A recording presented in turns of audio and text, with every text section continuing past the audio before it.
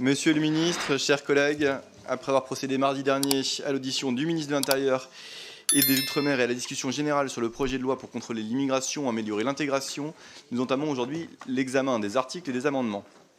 Alors, pour faire un point avant que ne commence la commission, 1675 amendements ont été déposés et j'ai déclaré recevable 225 amendements pour défaut de lien avec le texte. 35 l'ont été par mon collègue président de la commission des finances au titre de l'article 40. Il s'agit là de ratios tout à fait habituels et même presque moins sévères que la LOPMI que nous avions étudiée. J'ai reçu plusieurs contestations d'irrecevabilité, donc j'ai répondu normalement à l'ensemble des collègues qui m'ont écrit. Je dois vous le dire, parfois trop souple dans ce contrôle, puisque je vous renvoie à la LOPJ, où j'avais accepté des amendements modifiant le code de procédure pénale, car un article prévoyait sa ratification par ordonnance, et c'est le Conseil constitutionnel qui a censuré très largement plusieurs articles de ce texte. Je vous renvoie à la lecture de sa décision. En l'occurrence, modifier le CESEDA ne suffisait pas. Je vais donc répéter ce que je vous dis habituellement. D'abord, le lien ne s'apprécie pas avec le titre du projet de loi, qui est en l'occurrence très large, mais avec le contenu du projet de loi initial du gouvernement. Il ne s'apprécie pas davantage par rapport aux articles additionnels du Sénat. C'est la jurisprudence du Conseil constitutionnel, là encore, qui exige un lien avec les articles du projet de loi adopté en Conseil des ministres.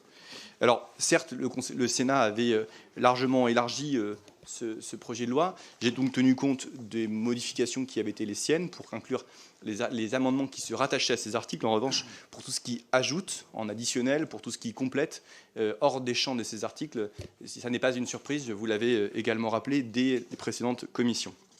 Pour une meilleure indication de ce qu'est la jurisprudence de la recevabilité au titre de l'article 45, moi je vous renvoie à la note que l'on édite. C'est une coutume qui a été prise par ma prédécesseur, Mme Yael Braun-Pivet, et qui vous est diffusée systématiquement avant l'examen de chaque texte. Voilà, j'espère avoir répondu à toutes vos questions à ce titre, et on va pouvoir commencer les amendements, en commençant par celui de M. Brun, mais je crois qu'il n'est pas défendu. Voilà. Donc le suivant, c'est un amendement de suppression du premier A. Qui le défend pour le groupe de la France Insoumise? Personne ne le défend.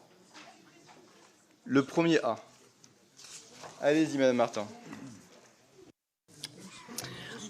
Bonjour, merci beaucoup de me donner la parole. On va rester un certain nombre d'heures ensemble. Et sans nul doute de la discussion, va-t-il y jaillir la lumière, comme on disait il y a longtemps. Nous voulions simplement commencer par quelques commentaires et donc proposer cette suppression de l'article 1er A dans la mesure où il nous apparaît que ces fondements sont à caractère tout à fait xénophobe. Comme ça, vous voyez, on va commencer en beauté.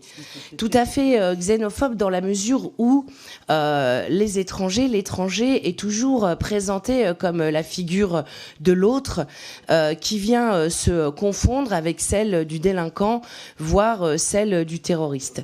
Nous considérons que tout ça n'a aucun sens, que cela ne correspond évidemment pas à la réalité, y compris la réalité chiffrée, si l'on parlait d'arrivées importantes de personnes étrangères sur le sol français. On va y revenir, et que par principe, il n'est pas acceptable de jouer sur ces catégories-là pour des raisons que nous exprimons d'ailleurs depuis le mois d'août et qui sont à caractère complètement politicien, ce qui n'est bien sûr pas acceptable quand on parle d'un sujet aussi sérieux. De notre point de vue, si l'on veut parler de migration et si l'on veut en faire une loi, il y aurait au moins deux choses à mettre en jeu. La première, c'est la coopération à l'échelle européenne, et la seconde serait de créer des conditions d'accueil dignes, ne serait-ce que digne, ce qui résoudrait de nombreux problèmes. Par ailleurs, si j'avais un troisième point à ajouter, j'ajouterais qu'il faut aussi analyser les raisons pour lesquelles ces migrations existent. Merci. Et ces raisons-là ne vont pas s'éteindre. Monsieur Lucas, alors vous voyez que les balances des micros ne sont pas tout à fait les mêmes que dans notre salle de commission initiale, donc vous pouvez baisser d'un ton, ou alors on baissera le volume sonore. Monsieur Lucas.